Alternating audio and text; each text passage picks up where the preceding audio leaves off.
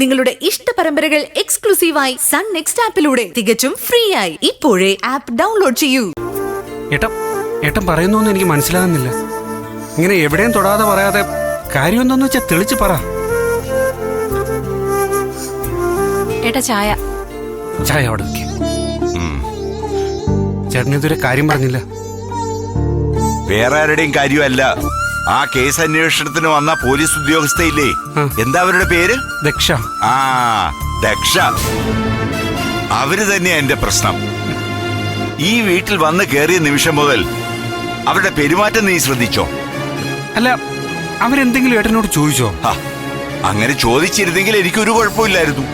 എന്റെ പ്രശ്നം അവരെന്നോടൊന്നും ചോദിച്ചില്ല എന്നുള്ളതാണ്. ഒന്നുമില്ലെങ്കിലും ഈ സംഭവം നടന്ന വീടിന്റെ ഗൃഹനാഥനല്ലേ ഞാൻ. അഞ്ജലിയെ കാണാതായതുമായിട്ട് ബന്ധപ്പെട്ട ഒരു വാക്ക് പോലും എന്നോട് ചോദിക്കണ്ടേ? അതല്ലേ സാമാന്യ മര്യാദ. അത് പിന്നെ ഓരോ പോലീസുകാർക്കും ഓരോ രീതികളില്ലേ കേസ് അന്വേഷിക്കാൻ. ഇതിനെ അങ്ങനെ കണ്ടാ പോരെ ഏട്ടാ? പോരാ. അവര് ഈ വീട്ടിൽ വന്ന് കയറിയ നിമിഷം മുതൽ എന്നോടൊഴിച്ച് ബാക്കി എല്ലാവരോടും സംസാരിച്ചല്ലോ. നിന്നോട് സംസാരിച്ചില്ലേ? ജലജയോട് സംസാരിച്ചല്ലോ.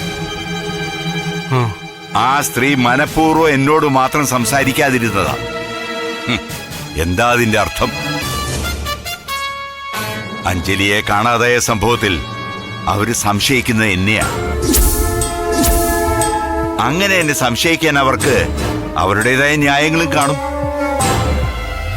മറ്റുള്ളവരുടെ ദൃഷ്ടിയിൽ ഞാനാണല്ലോ അഞ്ജലിയുടെ ഈ ലോകത്തിലെ ഏറ്റവും വലിയ ശത്രു. സ്വന്തം മകൻ താലി കെട്ടി കൊണ്ടുവന്ന പെണ്ണിനെ മരുമകളായി അംഗീകരിക്കാത്ത ക്രൂരനായ അമ്മായി അച്ഛനല്ലേ ലോകത്തിന്റെ മുമ്പിൽ ഞാൻ. അങ്ങനെ ചെയ്യാൻ ഏട്ടന്റേതായ ന്യായങ്ങളുണ്ടല്ലോ. കറക്റ്റ്. അങ്ങനെ ഒരു തീരുമാനം എടുക്കാൻ എനിക്ക് എന്റേതായ ന്യായങ്ങളുണ്ട്. പക്ഷേ ഇപ്പൊ പോലീസിനെ സംബന്ധിച്ചിടത്തോളം